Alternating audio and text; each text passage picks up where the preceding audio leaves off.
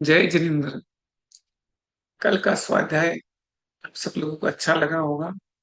इसमें 13 लोगों ने क्वेश्चन आंसर का जवाब दिए शाम को, और 12 लोगों ने रिकॉर्डिंग करके भी अपने दिखाया। इस तरीके से स्वाध्याय में आपका मन लग रहा है। हम इसको आगे कंटिन्यू करते रहें और इस चीज को और गहराई से समझने की कोशिश करते हैं कि मेरी भावना में कवि ने क्या कहा है। मंगलाचरण करते हैं। नमो अरियंताणम, नमो सिद्धाणम, नमो आर्याणम, नमो उवजायाणम, नमो लोहे सव्यसाहूणम। मेरी भावना का हम दूसरा छंद ले रहे हैं आज। इसमें सच्चे गुरु के बारे में बता रहे हैं। सच्चे गुरु कौन होते हैं, जिनमें सच्चे गुरु के सच्चे गुरु के लक्षण क्या होते हैं। विषयों की आशा नहीं जिनके, साम्य भाव धन रखते हैं। निज पर के हित साधन में जो निस दिन तत्पर रहते हैं। स्वार्थ त्याग की कठिन तपस्या बिना खेद जो करते हैं। ऐसे ज्ञानी साधु जगत के दुख समूह को हरते हैं। विषयों की आशा नहीं जिनके, यानी जिनके मन में पांच इंद्रियों की किसी भी सुख की इच्छा नहीं होती, अच्छा भोजन मिले या ना मिले, उनको कोई ऐसी इच्छा नहीं रहती सुख कि मुझे ऐसा ऐसा सुख मिलना चाहिए। इंद्रियों के सुख की इच्छा नहीं। सुगंध मिले, दुर्गंध मिले, प्रशंसा मिले, निंदा मिले, सुंदर दृश्य देखने को मिले, ठंडी हो या गर्म, इनमें किसी भी विषय को मिलने या ना मिलने पर उनके मन में कोई हलन चलन नहीं होती है। यहाँ केवल वस्तु का त्याग नहीं है, बल्कि इच्छा का त्याग है। ऐसे मुनिराज के बारे में कह रहे हैं, जो साम्य भाव धन रखते हैं, जिनके पास संसार का कोई धन नहीं है, बल्कि उनका सबसे बड़ा धन है समभाव है। समभाव का अर्थ होता है मान अपमान में, लाभ हानि में, मित्र या शत्रु हो, सोना हो या मिट्टी हो, महल हो या जंगल हो, प्रशंसा हो या जंगल, हर प्रशंसा हो चाहे निंदा हो, हर परिस्थिति में मन एक समान रहता है। यशोधर मुनि का उदाहरण से हम समझते हैं कि राजा सैनिक ने उनके गले में सांप डाल दिया और महारानी चेला ने उसी सांप को हटाकर उनकी सेवा की।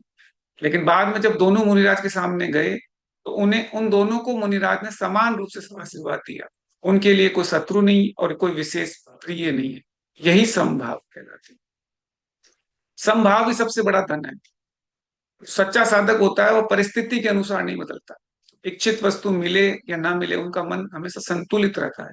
तनाव, क्रोध और निराशा पे विजय प्राप्त कर लेता है। यह समभाव, इक्विनिमिटी, मानसिक शांति और सुख का वास्तविक आधार है। इसीलिए कवि ने साम्य भाव को धन कहा है, क्योंकि ये संसार की किसी भी भौतिक संपत्ति से अधिक मूल्यवान। फिर आगे की पंक्ति पढ़ते हैं। निज पर के हित साधन में जो निस्दिन तत्पर रहते हैं, यानी जो दिन रात अपने आत्मा के कल्याण में और दूसरे जीव के कल्याण में लगे रहते हैं कि वे दूसरों का हित कैसे करते हैं। यहाँ हित का अर्थ कोई कोई स्कूल बनाना या कोई हॉस्पिटल बनाना या किसी को धन देने से मतलब नहीं है।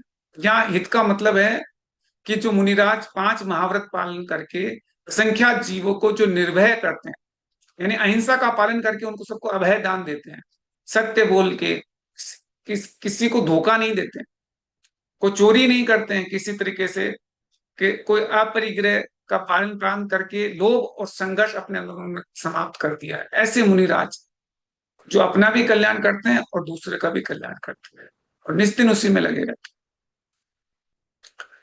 अब मुनिराज की और क्या विशेषताएं होती है। स्वार्थ त्याग की कठिन तपस्या बिना खेद जो करते हैं, यानी स्वार्थ त्याग का अर्थ सिर्फ धन छोड़ना नहीं है। इसका अर्थ है कि मेरे लिए कुछ मिले, इस भावना का त्याग करना, कि मुझे कुछ मिले इस भावना का त्याग कर देते हैं। वे कठिन तप करते हैं, उपवास करते हैं, विहार करते हैं, गर्मी सर्दी को सहते हैं, केश लोच करते हैं, दिगंबर मुद्रा में रहते हैं, लेकिन उसमें कोई खेद नहीं करते कि आज मुझे भोजन मिला, आज बहुत गर्मी थी, ऐसा कोई खेद नहीं करते मेरी निंदा हो गई, मेरा सम्मान मुझे नहीं मिला। बल्कि उनके चेहरे में हमेशा एक शांत और प्रसन्न बने रहते हैं। ये स्वार्थ त्याग की तपस्या है, जो कोई खेद के बिना करते हैं। ऐसे ज्ञानी साधु जगत के दुख समूहों को हरते हैं। मुनिराज संसार के दुख तो सीधे नहीं हटाते, वे दुख के कारण हटाने का मार्ग को बतलाते हैं, वो रास्ता बताते हैं जिससे कि आपके दुख मिट जाए। तो हम जब उनके जीवन को देखते हैं तो उससे प्रेरणा मिलती है। तो फिर हमें पता चलता है कि हमारी इच्छाएं जो है वो हमें छोटी लगने लग जाती है, हमें शिकायतें कम होने लग जाती है, वैराग्य उत्पन्न होने लगता है, और समता का भाव जाता है। इसलिए कहते हैं कि मुनिराज के सत्संग में जाओ। तो जब उनके सत्संग में आप जाओगे तो तुमके अंदर अपने आप ही वैराग्य उत्पन्न होने लगेगा, क्योंकि उनका जीवन जो है वो ही संसार के दुख का उपचार बन जाता है। इस तरीके से मुनिराज का जीवन होता है। ऐसे मुनिराज का जितना हम क्षमता से उनसे सीखें उतना ही अपना जीवन उन्नत। सच्चे जो साधु होते हैं उनके चार महान गुण इस छंद में बताए गए हैं। पहला, विषयों की आशा का अभाव, इंद्रिय सुखों की इच्छा पूरी, कोई कोई इच्छा नहीं है इंद्रिय की। समभाव, हर परिस्थिति में मन में समता का भाव। स्व पर कल्याण, निष्काम तप, बिना शिकायत, बिना अहंकार, बिना फल की इच्छा से त्याग करना। वो कोई ऐसे संसारिक गुरु या मोटिवेशन गुरु नहीं है जो पैसा लेके समझा रहे, वो निष्काम रूप से अपने सही जीवन का सही मार्ग दिखाते हैं। इस तरीके से हमने सच्चे गुरु के बारे में जाना। अब हम जिनवाणी स्तुति करते हैं। जावाणी के ज्ञान से सूझे लोकालोक, सो वाणी मस्तक नमो सदा देह तू धोख। हे जिनवाणी भारती तो ही जपो दिन रेन, जो तेरा शरण आ गए सो आवे सुख चैन। जिनवाणी माता